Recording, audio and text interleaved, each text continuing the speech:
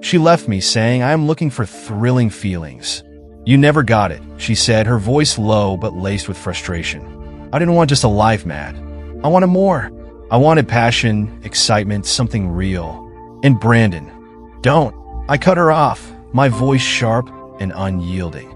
"Don't you dare say his name in this house. Welcome to Reddit Cheating Stories, where the truth is often stranger than fiction. Today's story, She Left Me Saying, "I Am Looking for Thrilling Feelings," is a gripping tale of betrayal, heartbreak, and sweet revenge. Buckle up, it's about to get intense. It was 11:45 p.m. when I heard the sound of the front door clicking shut, quiet, deliberate, like someone trying not to wake me. I had been lying in bed, scrolling through my phone, trying to ignore the hollow feeling that had been growing in my chest for weeks. Emily wasn't supposed to be out this late. She had told me she was meeting her sister for dinner, a last-minute plan she brushed off with a kiss on my cheek and a quick smile. "Don't wait up," she'd said. But here I was, staring at the ceiling, waiting anyway.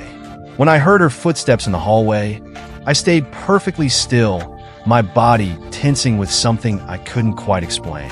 She didn't come to the bedroom. Instead, I heard the faint sound of the bathroom door closing, the water running for just a moment too long, then silence. I swung my legs over the side of the bed and stepped into the hall. The bathroom light was on, the door slightly ajar. I pushed it open to find her standing by the sink, her back to me. She jumped when she caught my reflection in the mirror. "Jesus, Matt," she snapped, clutching her chest as if I'd startled her out of her skin. Her voice was sharp, defensive. "What are you doing sneaking around like that?" "I wasn't sneaking," I said calmly, though my stomach was twisting into knots. "You're home late."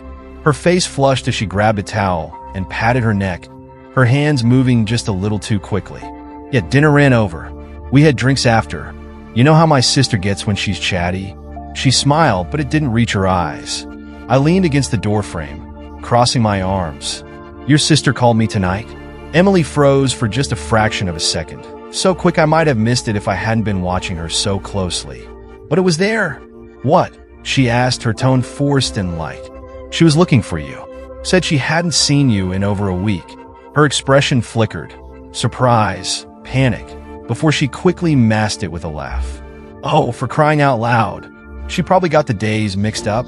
You know how scatterbrained she can be." I didn't respond, just stood there, watching her. The silence stretched out between us, heavy and unbearable. "What?" she said again, this time more sharply. "Emily," I said, my voice quiet but firm. "Where were you tonight?" Her eyes darted to the side, just for a second. "I told you I was with my sister." She was lying. I could feel it, see it in the way her hands fidgeted with the edge of the towel, the way her breathing quickened just slightly. Suddenly, the hollow feeling in my chest turned into something hot and sharp. "You're lying," I said, my voice steady but cold. Her head snapped up, her eyes narrowing. "Excuse me? You weren't with your sister," I continued, stepping into the bathroom. "So I'm going to ask you one more time. Where were you?" She stared at me, her jaw tightening.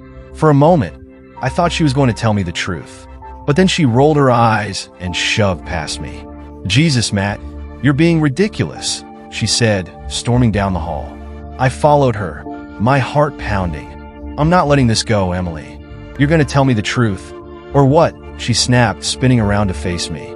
Her voice was venomous now, her eyes blazing with anger. "You're going to interrogate me like I'm some criminal? God, you're so paranoid. Maybe I stayed out late because I needed a break from you. Did you ever think of that?" Her words hit me like a slap to the face. For a moment, I couldn't breathe. This wasn't Emily. Or maybe it was, and I just hadn't seen it before. Either way, something between us was breaking, and I couldn't stop it. The argument ended abruptly, like a car slamming into a brick wall. Emily stormed into the guest room and slammed the door shut, leaving me standing there in the dim hallway, staring at the emptiness she left behind. My hands were shaking, not with fear, but with the kind of anger that feels like it might tear you apart from the inside. I went back to our bedroom, but sleep was out of the question. My mind was spinning, replaying every moment of the evening, every little inconsistency in her story. She wasn't just lying, she was bad at it. At 2:13 a.m., I heard it. A faint, almost imperceptible sound. The soft buzz of a phone vibrating against wood. I sat up in bed, my heart pounding. It wasn't mine. My phone was on the nightstand, its screen dark. It was hers. I slipped out of bed and padded down the hall. The guest room door was still closed, and I could hear her steady breathing on the other side. She was asleep. The vibration buzzed again, this time from the kitchen. I found her phone on the counter, the screen lighting up with a message. The name at the top stopped me cold. Brandon, can't stop thinking about tonight. You're incredible. I stared at the screen, the words blurring together as my pulse hammered in my ears. My hand moved on its own, grabbing the phone and unlocking it. She'd never changed her passcode. My fingers trembled as I opened the messages. The thread was a car crash I couldn't look away from. Brandon, when can I see you again? Emily, soon. Tonight was wow. I needed that. Brandon, me too. Every time I'm with you, I feel alive. Emily, you have no idea how much I've missed this feeling. My stomach churned, a sickening mix of rage and betrayal. There were pictures too. Nothing explicit, but enough to make my blood boil. A selfie of her in a dimly lit bar, leaning in close to a man with dark hair and a smug grin. Another of them holding cocktails, his hand resting on her thigh. My vision blurred as I scrolled, each message hitting me like a punch to the gut. This wasn't just a fling. This was something deeper, something she'd been hiding for God knows how long. I didn't realize I was gripping the phone so tightly until the screen dimmed, reflecting my stunned face back at me. When I looked up, there she was. Emily stood in the doorway, her eyes darting from the phone in my hand to my face. For a moment, neither of us said anything. What the hell are you doing with my phone? She finally demanded, her voice sharp but not quite steady. I held up the screen, the message from Brandon still glowing in the dark. You want to explain this? Her face paled, and for the first time, she looked genuinely caught off guard. But then, just as quickly, her expression hardened. Give me that, she snapped, lunging for the phone. I stepped back, keeping it out of her reach. No, Emily, we're not doing this. Who the hell is Brandon? She crossed her arms, her jaw tightening. You have no right to go through my private messages. Don't you dare make this about me. I shouted, my voice breaking. Who is Brandon? For a moment, she just glared at me, defiance and panic warring in her eyes. Then, she let out a bitter laugh, shaking her head. You really want to know? She said, her tone venomous. He's someone who doesn't treat me like a piece of furniture. Someone who actually makes me feel something.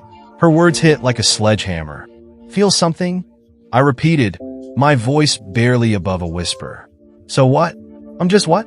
Boring now. She shrugged, her face a mask of cold indifference. I'm not apologizing for needing more than this, Matt. You're so predictable, so stuck. I can't keep pretending that's enough for me. I felt like the ground was crumbling beneath me. You cheated on me because you're bored?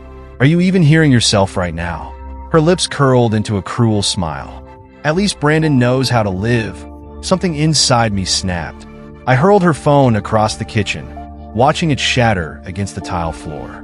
She gasped, her face twisting in fury. You're insane, she spat. And you're a liar, I shot back, my voice trembling with rage. You think I'm boring? Fine, but at least I'm not a coward who sneaks around instead of having the guts to leave. For the first time, her bravado faltered, but she didn't say anything. She just stared at me, her chest rising and falling as though she were trying to catch her breath. Then, without another word, she turned and walked away.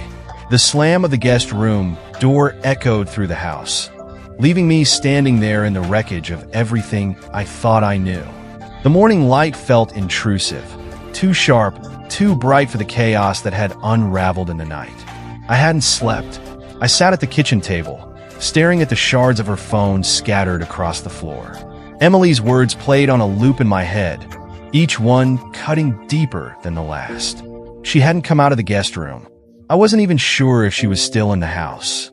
Part of me hoped she wasn't. Another part, the one still clinging to some stupid shred of hope, wanted her to walk into the kitchen and say it was all some sick misunderstanding. But it wasn't. At 8 a.m., The door to the guest room creaked open. I heard her soft footsteps in the hall, hesitant but deliberate. I didn't look up when she entered the kitchen. She paused for a moment, then moved to the coffee maker, her movements slow and calculated, like she was trying not to disturb a wild animal. "Morning," she said, her tone so casual it made my blood boil. "Morning," I repeated, finally looking up at her. "That's what you're going with," she sighed, pouring herself a cup of coffee and leaning against the counter. "I'm not doing this with you right now, Matt." "You're not," I said, my voice rising. "You sneak around, lie to my face, and blow up our marriage. But you're not doing this? How convenient for you, Emily." She rolled her eyes, taking a sip of her coffee like we were having a debate about where to order takeout. Her calmness only made my anger burn hotter. "Look," she said, setting the mug down with an exaggerated sigh. "I'm sorry, okay? I didn't mean for you to find out like this." I slammed my hand on the table, the sound reverberating through the room. "That's what you're sorry for? That I found out? Not that you cheated, not that you lied, but that I figured it out?" Her expression hardened, and she crossed her arms. "What do you want me to say, Matt? That I regret it? That I'm ashamed? Because I'm not. I've been miserable for years, and you didn't even notice." I stared at her, stunned by the sheer audacity of her words. "Miserable? You're rewriting history now. We've had arguments, sure, but miserable? Since when?" She shrugged, her face unreadable. "Since I realized I was wasting my life playing house with a man who never once asked me what I wanted." "That's not fair," I said, my voice breaking. "I've done everything I could for us, for you. I've been here. I've supported you. Exactly," she interrupted, her voice sharp. "You've been here. Always predictable. Do you even realize how suffocating that is?" I felt like I'd been punched in the stomach. I searched her face for any sign of the woman I thought I knew, but all I saw was contempt. "Is this about Brandon?" I asked, my voice quieter now. "Is he some kind of escape for you? A thrill? What is it, Emily? What do you see in him?" She hesitated, her gaze flickering to the side for just a moment. "He makes me feel alive," she said finally. "He makes me feel like I matter." I stood up so fast the chair nearly toppled over. "So, I don't matter? Is that what you're saying?" "That's not what I meant," she replied, but there was no conviction in her voice. "You know what? Save it," I said, shaking my head. "You don't get to rewrite this to make yourself the victim. You cheated, Emily. You broke us. That's on you, not me." For a moment, I thought she might apologize, might finally show a shred of remorse. But instead, she shrugged, picking up her coffee. "Maybe we were broken already," she said softly, almost to herself. Then she walked out, leaving me standing in the kitchen, the taste of her indifference still bitter in the air. This wasn't just a betrayal. It was the complete dismantling of everything I thought we'd built together. And as I stood there, staring at the empty doorway, one thing became painfully clear. Emily wasn't coming back. At least, not the Emily I thought I knew. I couldn't let it end there. Her words echoed in my head, cruel and dismissive, as though 7 years of marriage could be swept away like dust on a windowsill. But it wasn't just her indifference that haunted me. It was the lies, the layers of deceit she'd built around herself like armor. I needed answers. I needed the truth. After she left the kitchen, I sat there for a long time, staring at the shards of her phone still scattered on the tile. She wouldn't give me anything. That much was clear. If I wanted to know the full story, I'd have to dig for it myself. And dig I did. I started with the laptop we shared, a small mercy since Emily rarely used it. Her browser history was a gold mine of carelessness. Emails, social media messages, even a few saved receipts from restaurants I'd never heard of. Then I found it. An email chain buried in a folder labeled work stuff. At first, it seemed harmless enough, just messages back and forth between her and Brandon. But the more I read, the more the pieces started falling into place. Their first message was polite, formal even. Brandon was a freelance consultant she'd apparently met at some marketing conference last summer. By the third email, the tone had shifted. There were jokes, inside references, little glimpses of something growing beneath the surface. And then about a month ago, it stopped being subtle. "Brandon, I can't stop thinking about last night. You're intoxicating, Emily. Emily, I feel the same way. You've made me realize what I've been missing. Brandon. Any regrets, Emily? Emily. Only that it took me so long to find you. I slammed the laptop shut, my chest heaving with anger and disbelief. It wasn't just the messages. It was the ease with which she'd written them. The casual betrayal woven into every word. But I wasn't done. I grabbed her tablet next, scrolling through apps and files with shaking hands. That's where I found the photos, albums of them. Pictures of her and Brandon laughing in what looked like a cabin, hiking through some trail I didn't recognize, even sitting on a blanket with a bottle of wine under the stars. The timestamps told me everything I needed to know. These weren't spur-of-the-moment trysts. They planned trips, stolen weekends together while I thought she was at work retreats or visiting her family. One photo caught my attention. It was a selfie of the two of them taken just last weekend. Brandon's arm was draped over her shoulder, his grin smug and self-satisfied. Emily's smile was radiant, the kind of smile I hadn't seen in years. Something inside me snapped. I printed the emails, downloaded the photos, and laid them all out on the dining table. When she came home, if she came home, there would be no more deflections, no more excuses. She'd have to face it. Face me. The hours crawled by, each one heavier than the last. I rehearsed what I'd say, how I'd confront her. Would I yell, cry, stay cold and detached? I didn't know. All I knew was that I needed to confront her with the evidence, to strip away the lies until there was nothing left but the raw, ugly truth. At 6:45 p.m., I heard her car pull into the driveway. The front door opened, and Emily stepped inside, her face a mask of tired indifference. She froze when she saw the table. The photos, the emails, the undeniable proof of her betrayal spread out like a courtroom exhibit. Her face turned pale, and for the first time, I saw something crack in her, fear. "What is this?" she asked, her voice shaky. "You tell me," I said, my voice cold and steady, though I felt anything but calm. She hesitated, her eyes darting between me and the damning evidence. Then she laughed, a hollow, nervous sound that only made my blood boil. "Come on, Matt," she said, trying to muster her usual bravado. "You've been going through my stuff? That's low. Even for you?" I slammed my hand on the table, making her jump. "Stop deflecting," I roared. "This isn't about me. This is about you. About this." I gestured to the photos and emails. "You cheated, Emily. You lied to my face. And now you're going to tell me the truth." My voice was firm, but beneath it, I could feel the weight of everything unraveling. Her mouth opened and closed like she wanted to say something, but didn't know where to start. Finally, she crossed her arms, her face hardening. "Fine," she said, her voice icy. "You want the truth? I'll give you the truth. Yes, I cheated.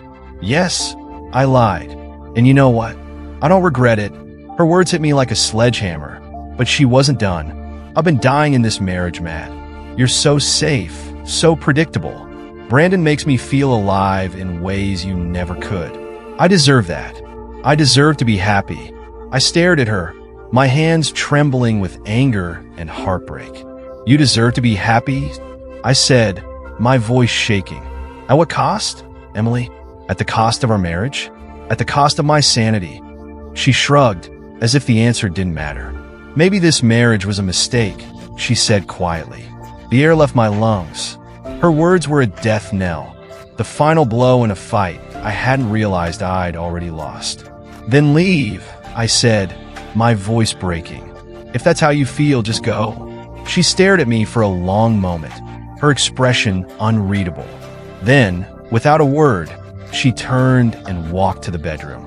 The sound of drawers opening and closing, of clothes being shoved into a suitcase, echoed down the hallway. I stood frozen in the dining room, staring at the remnants of my shattered life spread across the table. The emails, the photos, the lies. This wasn't how it was supposed to end. I forced myself to move, my footsteps heavy as I followed her down the hall. The bedroom door was wide open, and there she was packing with cold efficiency. No hesitation, no second thoughts. "Emily," I said, my voice low but strained. She didn't look up. "Emily," I said louder, my voice cracking. Finally, she stopped, her hands gripping the edge of the suitcase.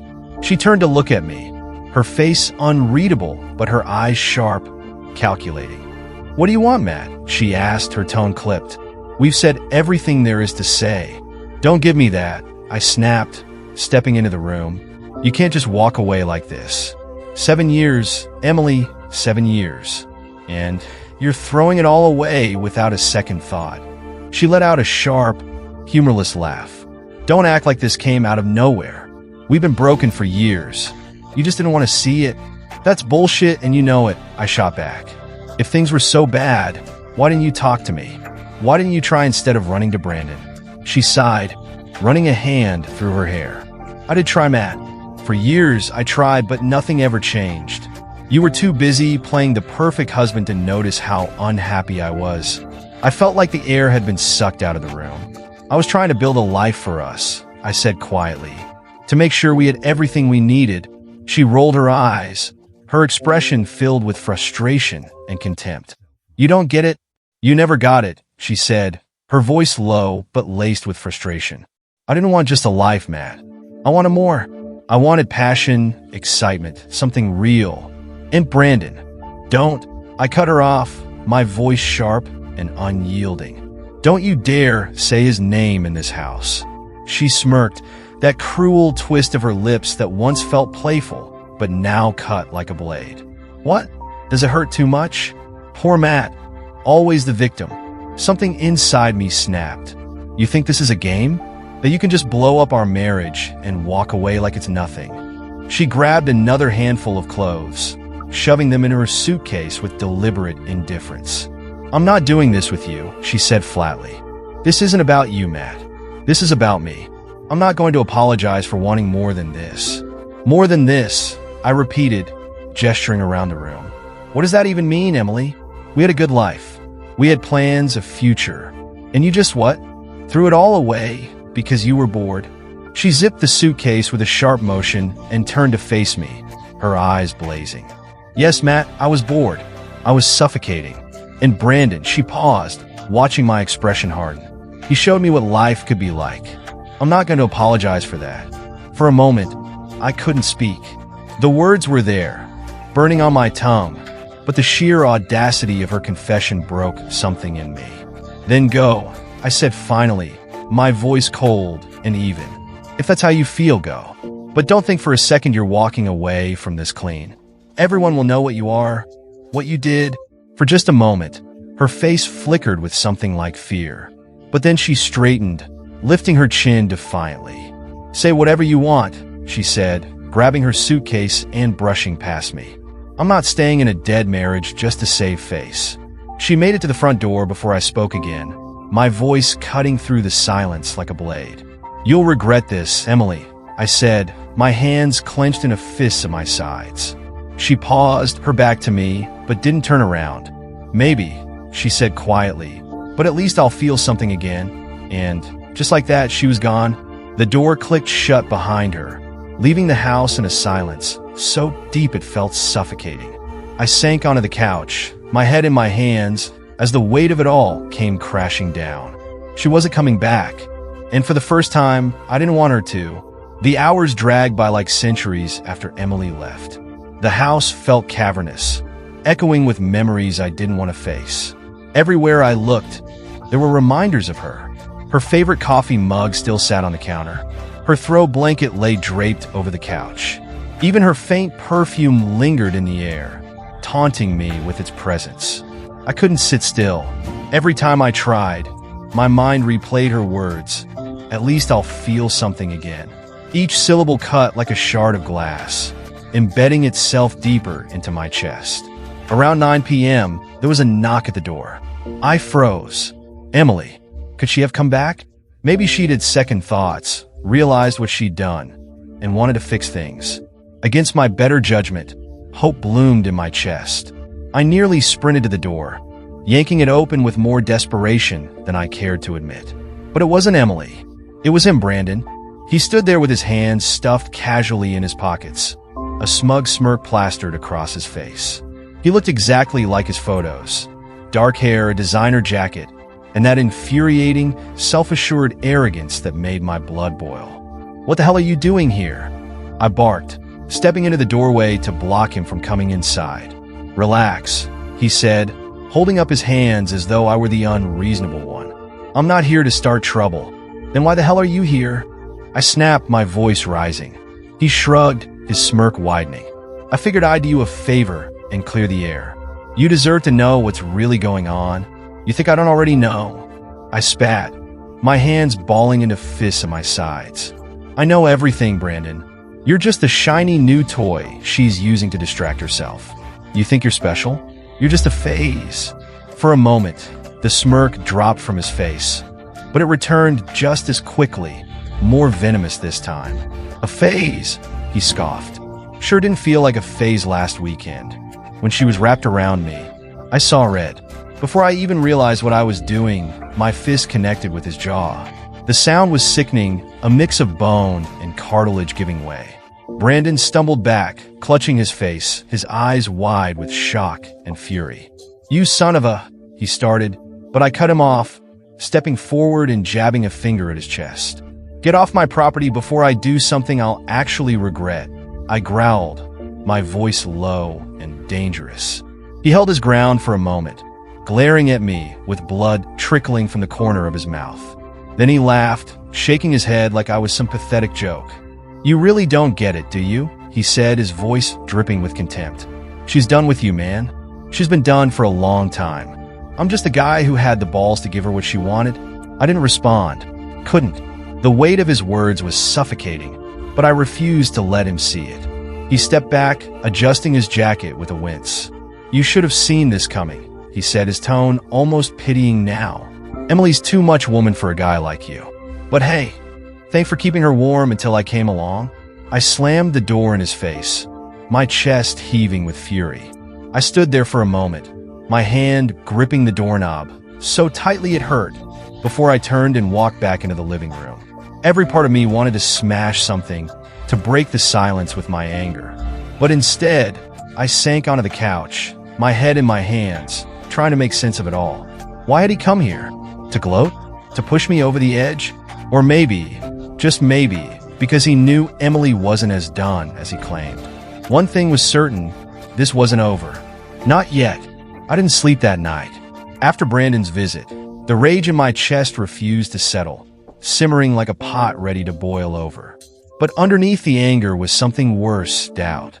If Brandon was so confident, so smug about Emily being done with me, then why had he come here? He wasn't just a smug bastard. He was marking territory, staking his claim. But it felt desperate too, like he was trying to convince himself as much as me. I needed clarity. The next morning, with bloodshot eyes and a pounding headache, I sat back down at the laptop. Emily's carelessness with her secrets had already given me a starting point. Now, I needed to go deeper. It didn't take long to find her email password. It was saved in the browser. I hesitated for a moment, my finger hovering over the keys. A small voice in my head told me this was a line I shouldn't cross, that digging further would only make things worse. But that voice was drowned out by a louder one screaming, "You deserve to know." I logged in. Her inbox was a mess of promotional emails, work memos, and subscriptions to online magazines. But one folder stood out, one she'd labeled private. Inside, I found receipts, airline tickets, hotel bookings, dinner reservations for two, each one meticulously dated, forming a timeline that went back months. Every time she told me she was going on a work trip or visiting family, she'd been with him. One receipt in particular caught my attention, a booking for a lakeside cabin last month. A quick search led me to a rental site with photos of the place. A cozy little hideaway with a fireplace, a hot tub, and a dock overlooking a serene lake. It was the perfect getaway for two people who wanted to escape the world and their guilt. My stomach churned as I clicked through the photos. This was where they'd gone while I was home, clueless, believing her lies. But then I noticed something odd. One of the rental site's photos showed a guest book on the coffee table, open to a page filled with handwritten messages. My pulse quickened. If they'd signed that book, there would be proof, something tangible, something undeniable. I had to see it for myself. Without stopping to think, I grabbed my keys and headed for the door. The cabin wasn't far, just a 2-hour drive upstate. The roads were quiet, and the winter landscape blurred past as I replayed everything in my mind. When I arrived, the place was just as picturesque as the photos had shown. Snow dusted the roof, and smoke curled from the chimney. My heart pounded as I approached the front desk of the rental office, forcing myself to keep my voice steady as I explained that I was a friend of someone who had stayed there last month. The clerk, a middle-aged woman with kind eyes, seemed skeptical at first. But after a little small talk and a well-placed story about retrieving a forgotten notebook, she handed me the guest book. I flipped through the pages, my hands trembling. Then I saw it. Emily and Brandon, December 15th to 17th. Perfect weekend. Can't wait to come back. Their names, in her handwriting, stared back at me like a slap to the face. I closed the book and handed it back to the clerk with a forced smile, my heart pounding as I walked back to the car. My breath fogged the cold air as I sat there, staring at the snowy trees, gripping the steering wheel so tightly my knuckles turned white. They'd carved their betrayal into the world like it was something to be proud of, like I was nothing. But this time, I wasn't going to let it slide. I opened my phone and took a photo of the page in the guest book. Then I started making calls. If Emily thought she could walk away from this unscathed, she had another thing coming. It was time to start unraveling her life. Driving back from the cabin, a plan began to form in my mind. The cold air outside wasn't nearly as frigid as the resolve forming in my chest. I wasn't the type to lash out recklessly, but Emily had left me no choice. She had ripped my life apart, and now it was time for her to feel the same. I stopped at a diner on the way back, ordered a coffee I didn't touch, and opened my laptop. The photo of the guest book sat in my phone like a loaded weapon, but I wasn't going to fire blindly. I needed to think strategically. If I moved too fast, she'd twist the narrative and paint herself as the victim. I scrolled through her emails again, searching for anything that might give me leverage. That's when I found it, an email thread with her boss. At first, I thought it was just work-related, but the tone quickly shifted. Apparently, Emily hadn't been entirely honest about her work trips. She'd billed some of her getaways with Brandon as business expenses, using vague descriptions like client relations to justify the charges. I felt a cruel smile creep across my face. She wasn't just a liar, she was a fraud. I forwarded the email thread to myself, along with every other incriminating receipt I could find. Once I had everything I needed, I composed a polite but damning email to her company's HR department. I kept it professional, attaching all the evidence and expressing my concern about the misuse of company funds. I didn't sign my name. One click, and the first domino fell. When I got home, the house was just as empty and cold as I'd left it. I didn't expect Emily to come back, but part of me still checked, half hoping to hear her excuses one more time, just so I could tear them apart. Instead, the silence was broken by my phone buzzing on the table. It was a text from a number I didn't recognize. "You have no idea what you've started. Stop this or you'll regret it. Brandon." I laughed out loud, the sound echoing in the empty kitchen. Was this supposed to intimidate me?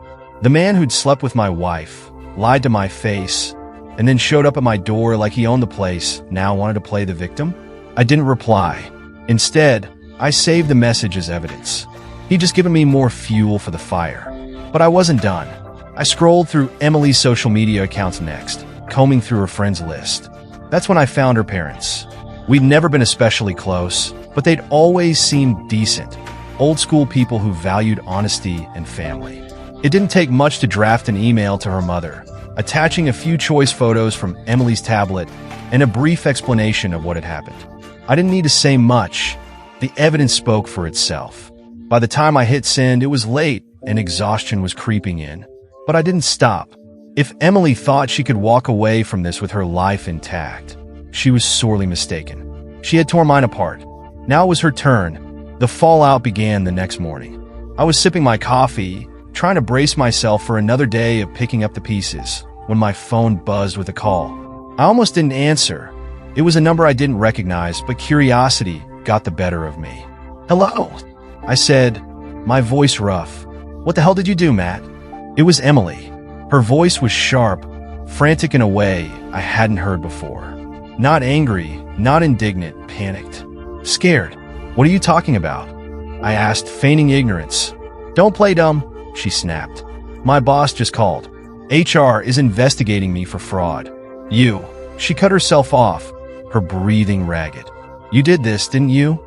I leaned back in my chair, letting the silence stretch just long enough to make her squirm. You brought this on yourself, Emily, I said calmly. Maybe you should have thought about the consequences before you started lying to everyone around you. Her voice cracked, a mix of fury and desperation. You don't understand what you've done. This isn't just going to ruin me. It's going to ruin us. There is no us, I said coldly. Not anymore? For a moment, the line was silent except for her shaky breathing. Then she spoke again, her voice low and venomous. You think you've won? She said. You have no idea what I'm capable of. Before I could respond, the line went dead. I stared at the phone in my hand, her words ringing in my ears. This wasn't over. Not by a long shot. Emily's threat lingered in my mind long after the call ended. Her words echoed like a warning bell. But instead of fear, they filled me with a grim determination.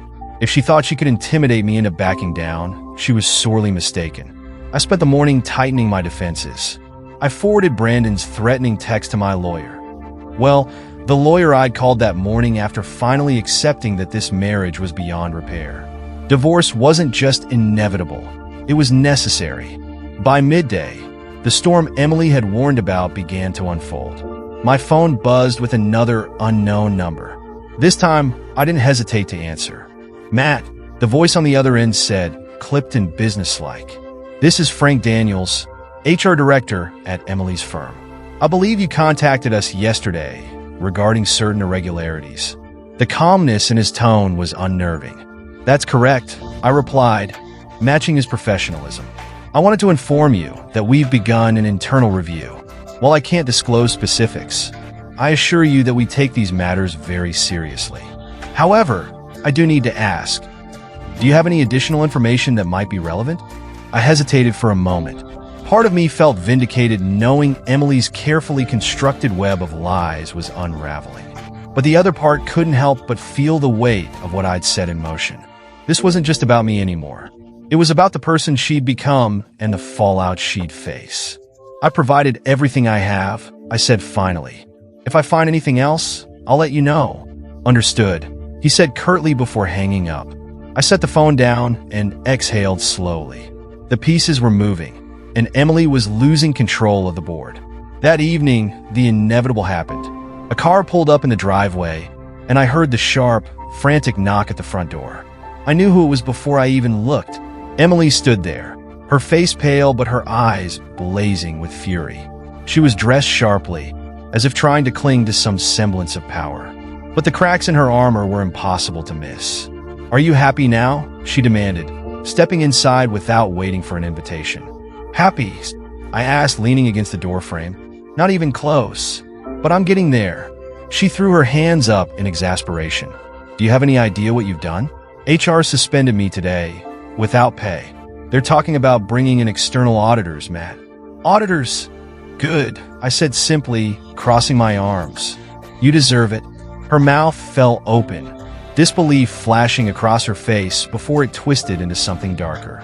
You're destroying my career, my life. And for what? Because your ego can't handle the fact that I'm moving on? I laughed bitterly, shaking my head. Don't you dare try to spin this like I'm the bad guy here. You lied, cheated, and stole to cover your tracks. You think you're the victim? Take a long, hard look in the mirror, Emily. She stepped closer, her voice dropping to a venomous hiss. You don't know the first thing about what I've been through, Matt. You think this is all black and white. It's not. You were so busy playing the martyr, you never even noticed how much I hated being trapped in your perfect little world. Trapped? I shot back, my voice rising. You weren't trapped, Emily. You had a partner who loved you, who would have done anything for you. You didn't want help. You wanted an escape. Her eyes narrowed, and for a moment, the tension was suffocating. Then she spoke, her words slow and deliberate. You think you've won because you're dragging me down? Fine, but don't forget, if I go down, I'm taking you with me. I stepped closer, towering over her. "Go ahead and try," I said, my voice low and steady. "But don't think for a second you can threaten me into silence. This ends when I say it does, not you." For the first time, I saw something flicker in her eyes. Fear. She masked it quickly, straightening her shoulders and brushing past me. "This isn't over, Matt," she said, her voice cold. She slammed the door behind her, leaving the house shrouded in an eerie silence. I stood there for a long moment, staring at the empty space where she'd stood, the weight of her threat hanging in the air. But the fear I'd expected didn't come. Instead, I felt something else. Clarity. This wasn't just about revenge anymore. It was about reclaiming control, rebuilding the pieces of my life she'd shattered. Emily wanted a war, but she had no idea who she was up against. It was time to finish what she'd started. The next few days were a whirlwind of chaos, anger, and revelation. Emily's threat, "If I go down, I'm taking you with me," was more than just a parting shot. It was a declaration of war. But I wasn't the same man she'd left behind. I spent every waking moment piecing together the fragments of my life she had fractured. Every email, every receipt, every interaction. It all painted a picture of a woman who had built her escape plan long before I ever suspected trouble. And yet, Emily underestimated me. She didn't think I had it in me to fight back. It started with Brandon, the smug bastard who thought he could humiliate me without consequence. He'd made a critical mistake. He'd sent me that threatening text. My lawyer, a shrewd woman named Rachel, had pounced on it immediately.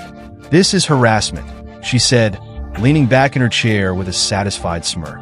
"We can file a protective order, but we can also use it to pressure him. Men like Brandon don't like being in the spotlight, especially when they're trying to play the charming savior." "Do it," I said without hesitation. Within 24 hours, Rachel had sent a formal cease and desist letter to Brandon's address. But that wasn't all. With a bit of research and Rachel's undeniable talent for digging, we uncovered something he'd been trying to hide. Brandon wasn't just a freelance consultant. He was also knee-deep in a messy custody battle with his ex-wife.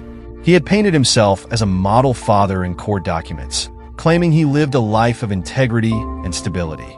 The photos of him and Emily at the cabin, the emails dripping with their affair, those were like a lit match in a dry forest. Rachel forwarded the evidence to his ex-wife's lawyer. "Consider it a public service," she said with a wink. Then came Emily's job. The HR investigation spiraled quickly. It wasn't just the fraudulent expenses that caught their attention. It was her relationship with Brandon. Apparently, one of her coworkers had overheard a heated phone call between them in the office parking lot, and rumors had started to spread. Emily called me again, this time begging. "Matt, listen," she said, her voice cracking. "I know you're angry, but you've made your point. Can we just stop this? Please." I held the phone, letting her desperation hang in the air for a moment before replying. "Stop this?" I said, my tone icy. "You didn't seem too worried about stopping when you were lying to my face and running around with Brandon. Now you want mercy?" Her breath hitched. I didn't mean for it to get this far. "You meant for it to destroy me," I said, cutting her off. "But you forgot one thing. I know exactly who you are now, Emily, and I won't stop until you're held accountable." "Matt," she said, her voice trembling. "You're ruining me." I smiled bitterly. "No, Emily, you ruined yourself." I hung up. The fallout came quickly. Emily lost her job after the HR investigation concluded. Misuse of company funds, personal misconduct, and damaging the company's reputation were listed as reasons in her termination letter. Word spread fast in her professional circle, and I knew it would be a long time before she found another job, if ever. As for Brandon, he disappeared from her life just as quickly as he had entered it. Rachel's letter must have rattled him, because his texts and calls stopped entirely. I later learned from a mutual acquaintance that his ex-wife had used the evidence we provided to secure full custody of their kids. Emily, now jobless and abandoned, tried one last time to confront me. She showed up at the house unannounced, her face pale and drawn, her once perfect composure shattered. "You got what you wanted," she said, her voice hollow. "I lost everything. Are you happy now?" I stood in the doorway, looking at the woman who had once been my wife, but was now a stranger. "No," I said after a long pause. I'm not happy, but I am free. Her lips trembled, but she didn't say anything else. She turned and walked away.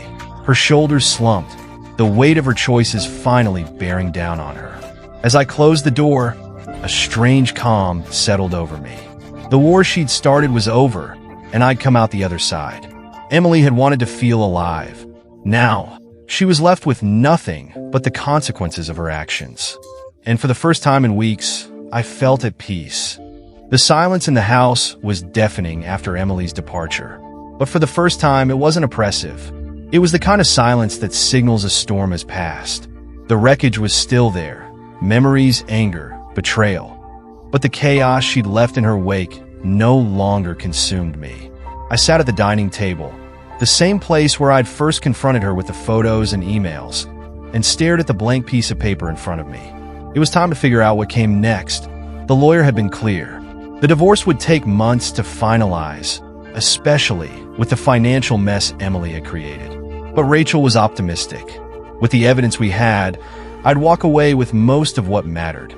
Our house, our savings, my peace of mind. Still, the emotional toll wasn't something that could be calculated or negotiated.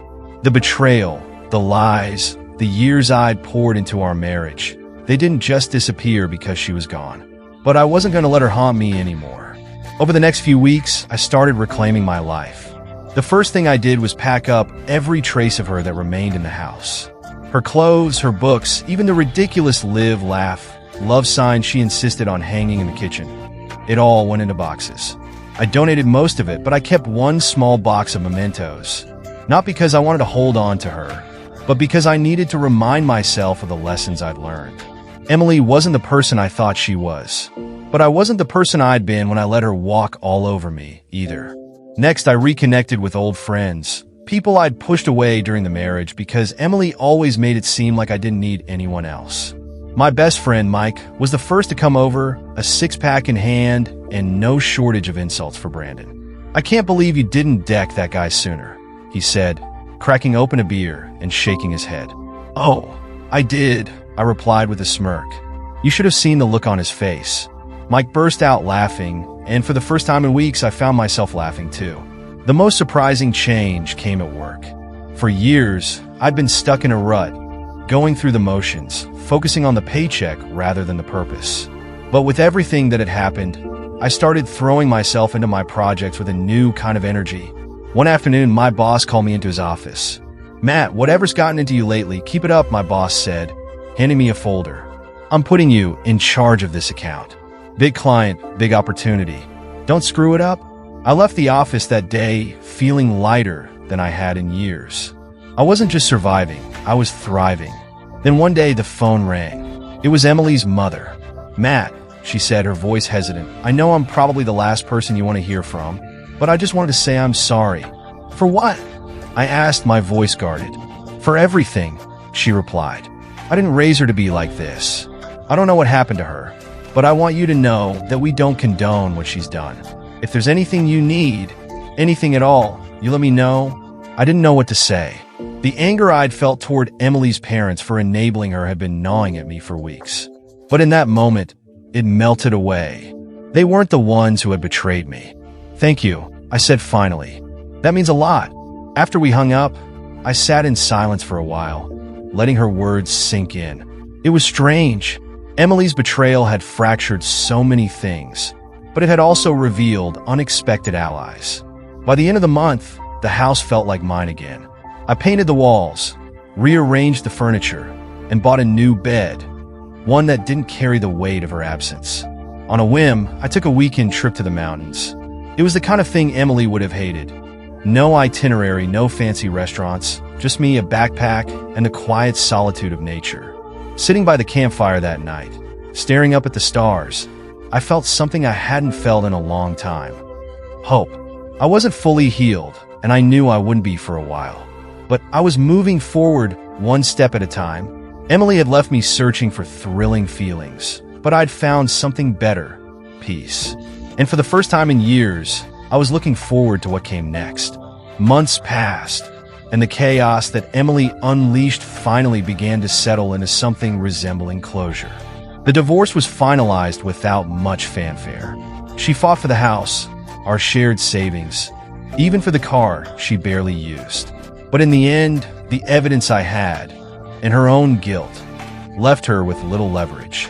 She walked away with her pride in tatters and a small settlement that was more mercy than she deserved. I walked away with my home, my dignity, and something far more valuable: freedom. One day, while clearing out the last of the paperwork, I stumbled across the guest book photo I had taken at the cabin. For a moment, I stared at it. The scrawled handwriting, a memento of the betrayal that had shattered my world.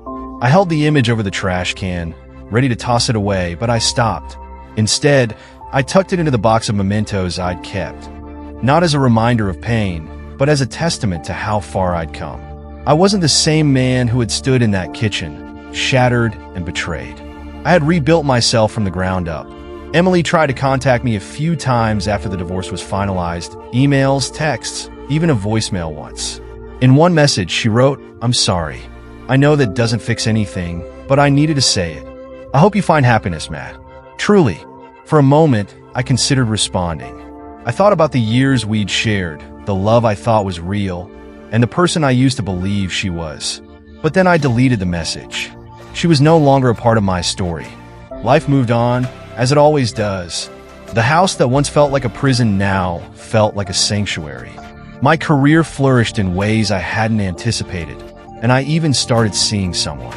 A kind, genuine woman named Rachel who laughed at my dumb jokes and didn't shy away from difficult conversations. We took things slow, and for once, I didn't feel the need to rush. I wasn't trying to fill a void or prove something to myself. I was simply living. One evening, as I was walking back to my car after a late dinner with Rachel, I saw Emily.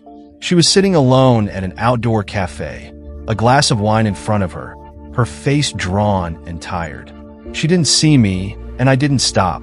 But as I walked past, I felt something unexpected. Not anger, not bitterness, just pity.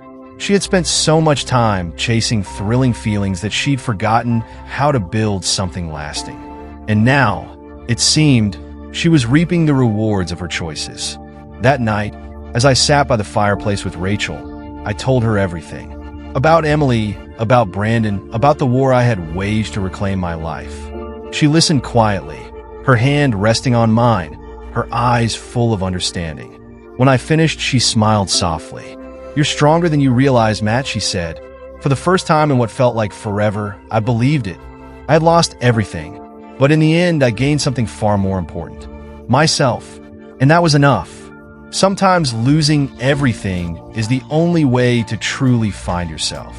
In the end, I reclaimed my life, my peace, and my strength. Emily chased thrilling feelings and lost it all, but I gained something far greater: freedom and a second chance at happiness. And that, I wouldn't trade for anything. Thank you for listening to my story.